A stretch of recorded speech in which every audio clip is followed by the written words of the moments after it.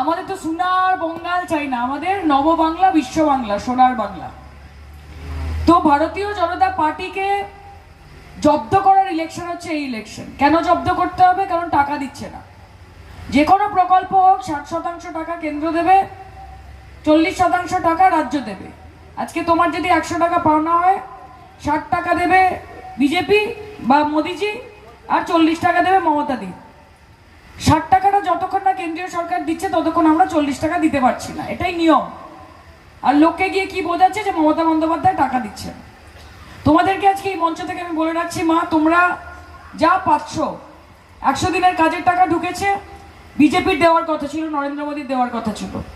2021-22, 22-23, 23-24 অর্থবর্ষ 1 পয়সা পশ্চিমবঙ্গকে বিজেপি দেয়নি, কেন্দ্রীয় সরকার দেয়নি। কেন? রাগ। কিসের রাগ? মমতা বন্দ্যোপাধ্যায়কে সবাই ভালোবাসে।